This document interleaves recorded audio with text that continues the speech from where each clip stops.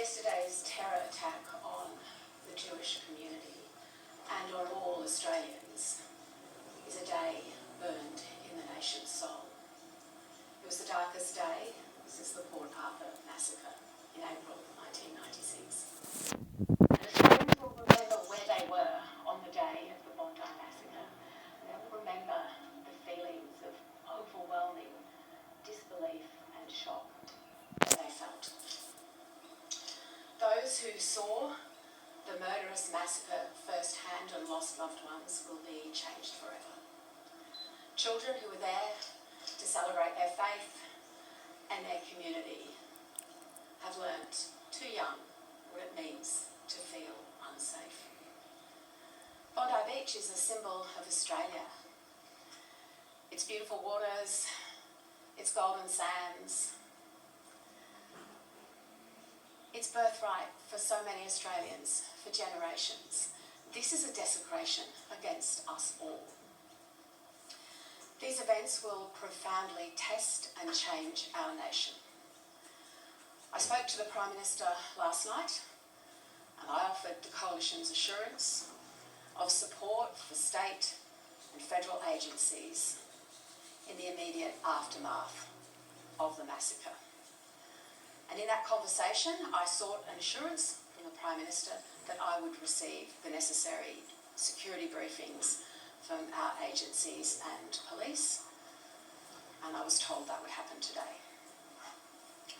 I want to acknowledge the swift and courageous response of the New South Wales Police and the paramedics, because it's their immediate action that steered people away from danger, that helped save lives, and that kept people feeling as safe as they possibly could in this horrific attack.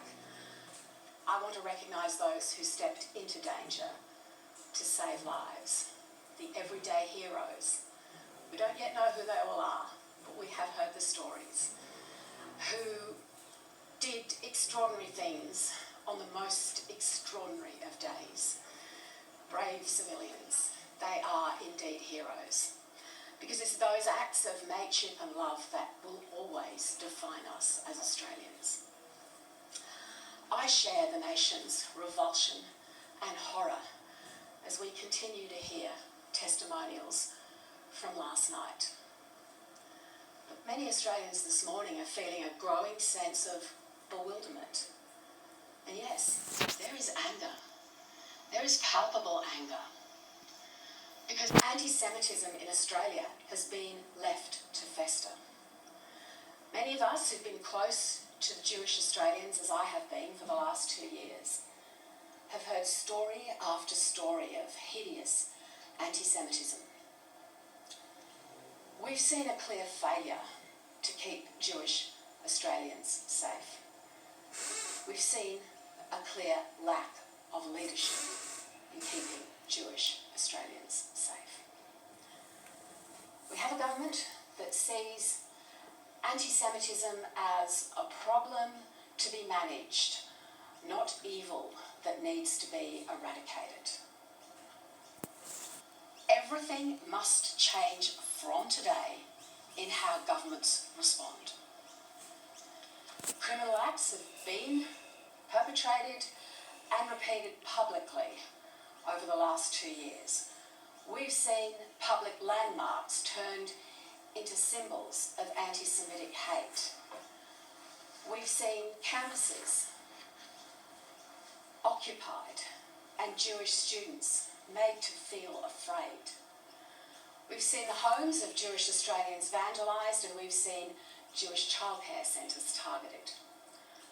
We've seen synagogues firebombed, orchestrated by foreign terrorist states. Every single day for the last 2 years, the lives of Jewish Australians have been made harder by this rising tide of anti-Semitism. Armed guards greeting 4-year-olds on their way into kindergarten. Mothers who've read something hateful online and decided, just today, I'm not going to send my child to school. University students having to put up with chants like from the river to the sea. Let's be clear, this is a chant that calls for the explicit destruction of the Jewish state, and universities did not act appropriately. And Jewish Australians who've told me that they're returning to Israel because they feel safer there than they do here. Recently I spoke with the Prime Minister's Special Envoy for Anti-Semitism, Gillian Segal, and I touched base again with her this morning. I remember that conversation from a few months ago, and the sense I had as I walked out of the room that it's not about if, but when this would happen. In February this year, ASIO Director Mike Burgess warned that anti-Semitism is the biggest threat to loss of life in Australia. Now, the Prime Minister has told Jewish Australians that he will do whatever it takes to deal with anti-Semitism. Now, he must start today by committing to implementing all of the recommendations in his anti-Semitism envoy, Gillian Segal's report. We stand ready to support any meaningful action that the Albanese government can take to properly fund the security that Jewish Australians have been asking for at their schools, their places of worship, and in their community. But it's about much more than security.